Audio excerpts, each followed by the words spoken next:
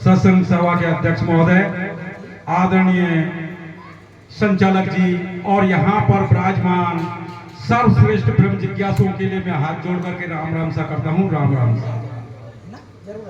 गुरु गोविंद खड़े काके लागू पाए, बलहारी गुरु आपकी गोविंद दियो मिला। गुरु विश्वास है, हमने गुरु किया और उस पर विश्वास नहीं किया तो बेकार। गुरु अभ्यास है, गुरु ने जो कुछ भी दिया उसका अभ्यास नहीं किया फिर भी बेकार।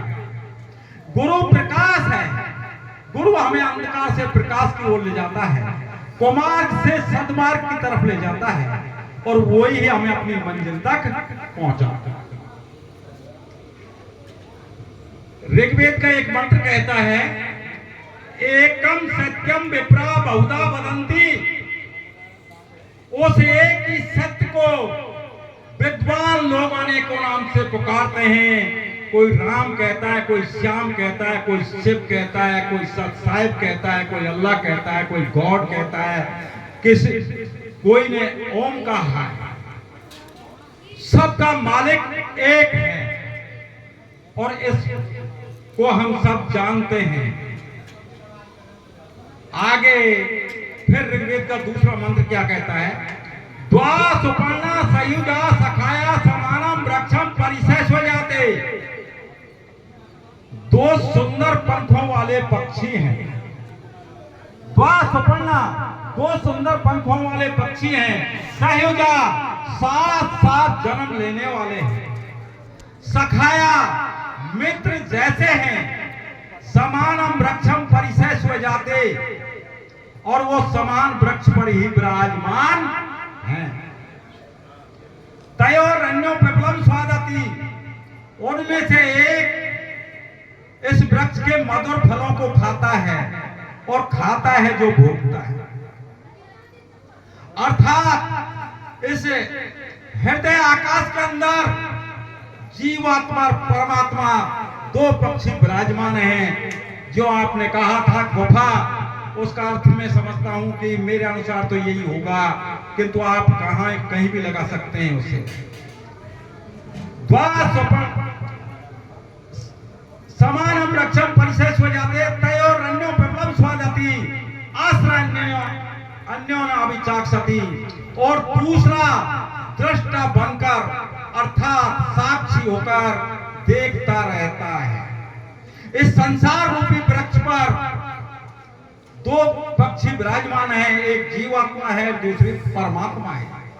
और जीवात्मा उस वृक्ष के फलों को अर्थात संसार का भोग करती है।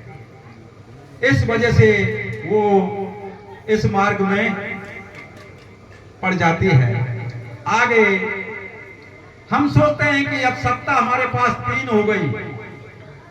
तीनों सत्ताएं अनादि बताई हैं ऋग्वेद में, प्रकृति, पुरुष और जीवात्मा। अर्थात परमात्मा, जीवात्मा और प्रकृति, तीन सत्ताएं हुई। लेकिन जिस परिवार में तीन सत्ताएं, जिस परिवार के तीन मुखिया होंगे वो एक दिशा में नहीं जा सकते। फिर दूसरे साइंस शास्त्र में और गीता जी में क्या कहा है, मया दक्षिण प्रकृति सूयते से चराचरम हेतु नानेन कौनते जगत भी परिवर्तते। हे अर्जुन, मेरी अध्यक्षता में प्रकृति संपूर्ण चराचर जगत को रचती है, इसलिए ये जगत परिवर्तित हो रहा है, अर्थात संसार सरक रहा है। अब सत्ता साइंस शास्त्र में भी प्रकृति और पुरुष का संयोग होता है तब सृष्टि होती है। अब द्वैतवाद आ जाता है और द्वैतवाद में जीव का कल्याण नहीं हो सकता। फिर हम चलते हैं आगे कि परम सत्ता किसे माना जाए, जड़ को माना जाए, चेतन को माना जाए। बिना चेतन के जड़ में कोई क्रिया नहीं है, इसलिए हमने परम सत्ता एक मानी और वो चेतन पुरुष अर्थात परमात्मा को माना। इस विषय के लिए विदेहराज जनक जी के दरबार में जिस तरह यहाँ सत्संग होता है वहां रोजाना सत्संग हुआ करता था। और उस दिन अष्टावक्र जी अपने पिता का प्रतिशोध लेने के लिए और दरबार में पहुंचते हैं, क्योंकि उनका पिता आचार्य काहोट आचार्य बंदी से शास्त्रार्थ करते समय जल समाधि लेकर प्राणों के देना पड़ा था। अष्टावक्र जी जैसे ही पहुंचते हैं तो दरबार एकदम जोर से हंसता है। थोड़ी देर बाद में अष्टावक्र जी भी जोर से हंसते हैं। विद्याराज जी ने कहा, हे ब्राह्मण पुत्र, मेरा इन विद्वानों का हंसना तो मेरी समझ में आता है, किंतु आप किस बात को लेकर हंसे हैं ये मेरी समझ में नहीं आता। उन्होंने कहा, विद्याराज जी, मैं सोच करके आया था कि आपके यहाँ कोई विद्वानों की सभा होगी, किंतु मुझे मालूम हुआ कि यहाँ तो गुणहीनों की सभा है।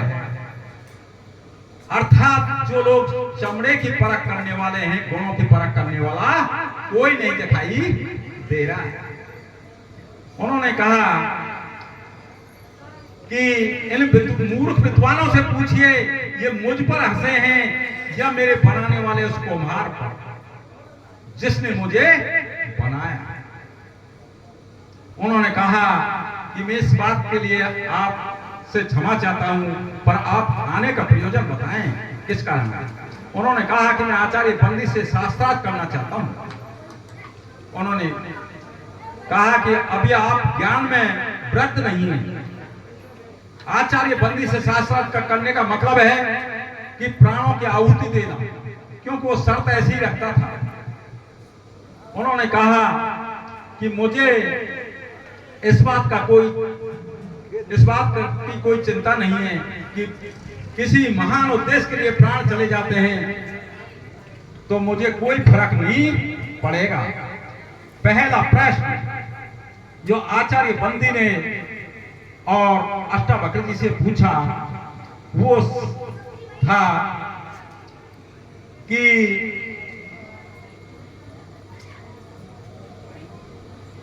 प्रपंच क्या है। आचार्य बंदी का प्रश्न था कि प्रपंच क्या है। अष्टावक्र जी ने जवाब दिया, जो कुछ भी आपको दिखाई दे रहा है ये सब प्रपंच ही प्रपंच। उन्होंने आगे प्रश्न बढ़ाया कि जो दिखाई दे रहा है उससे अभिप्राय क्या है, उसका मतलब क्या है। उन्होंने कहा, जहां तक मन, वाणी और इंद्रियों की पहुंच है वहां तक सब प्रपंच ही प्रपंच है, जिसे मैं स्वयं देखता हूं।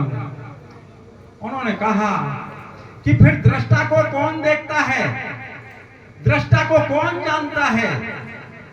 प्रश्न हुआ कि दृष्टा तो स्वयं आत्मा है और आत्मा को जानने के लिए किसी अन्य साधन की आवश्यकता नहीं होती, क्योंकि आत्मा स्वयं प्रकाशवान है। जैसे सूर्य को देखने के लिए छोटे दीपकों की आवश्यकता नहीं पड़ती है, इसी तरह आत्मा को स्वयं सिद्ध है, उसे सिद्ध करने की किसी अन्य साधन की आवश्यकता नहीं।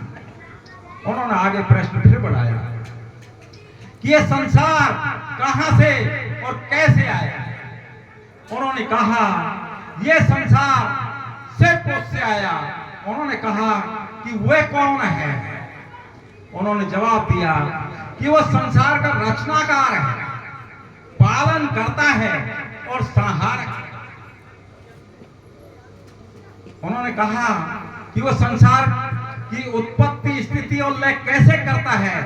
उन्होंने जवाब दिया कि जैसे एक मकड़ी अपने जाले का निर्माण करती है, उसमें विचरण करती है और अंत में उसे निगल जाती है, इसी तरह परमात्मा इस जगत की उत्पत्ति, स्थिति और लय करता है। उन्होंने आगे प्रश्न फिर बढ़ाया कि फिर जीव क्या है। उन्होंने जवाब दिया, जीव आत्मा है, किंतु अविद्या के कारण ये संसार का संसार के भोग विलासों में पड़ जाती है, इस वजह से सुख दुख का अनुभव करती है। उन्होंने आगे प्रश्न फिर बढ़ाया कि फिर यह अविद्या क्या है? उन्होंने जवाब दिया, सह विद्या या अविद्या जो अनात्मा है उसको हम आत्मा समझते हैं। निर्विकार को विकार युक्त समझना और संसार को ही सत्य समझना, यह अविद्या है। यह शरीर आत्मा नहीं है, किंतु हमें इसी को आत्मा समझ जाते हैं। इस शरीर को चलाने वाली शक्ति ही आत्मा है।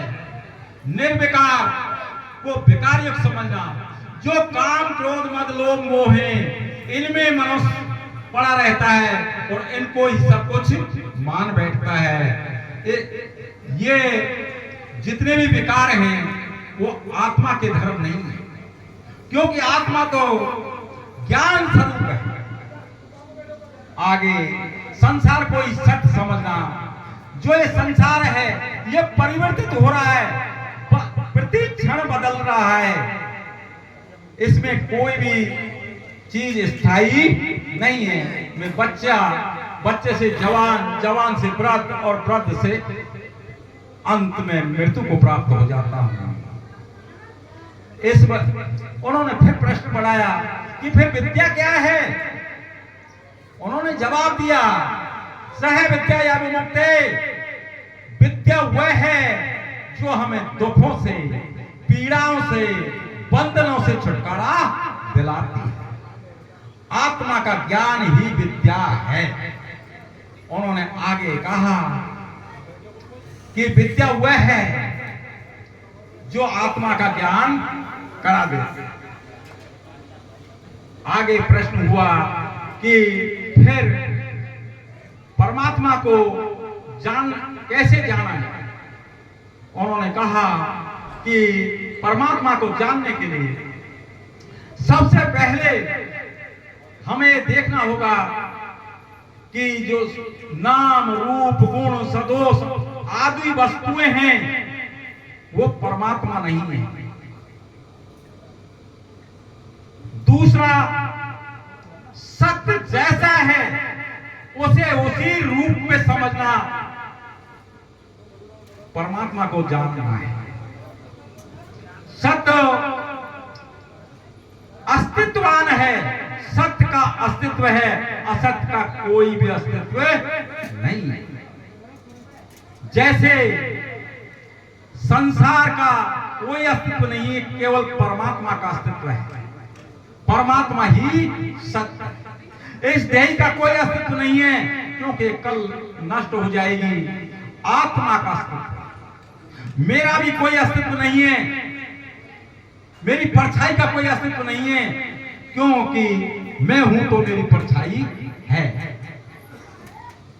आगे उन्होंने कहा कि फिर परमात्मा को कैसे जाना जाता है? उन्होंने कहा कि ज्ञान कर्मयोग, कर्म के द्वारा उस परमात्मा से आप मिल सकते हैं। भक्ति योग, भक्ति के द्वारा भी आप उस परमात्मा को प्राप्त कर सकते हैं। और ज्ञान योग, ज्ञान के द्वारा भी उस परमात्मा को आप प्राप्त कर सकते हैं। कई बार में जब सत्संग होता है तो बहुत से भाई ये कह देते हैं नहीं सबसे बड़ा ज्ञान है, दूसरा कहेगा नहीं सबसे बड़ा कर्म है, तीसरा कहेगा नहीं सबसे बड़ी भक्ति है। ये तीनों एक हैं।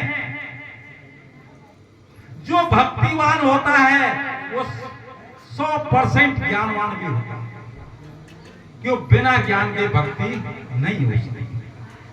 और जो ज्ञानवान होता है वो कर्मवान भी होता है, कर्मशील भी होता है। ये हमारा अब दुनिया में सत्य, दुनिया का सबसे शक्तिशाली, बस मैं अपनी वाणी बोलूंगा।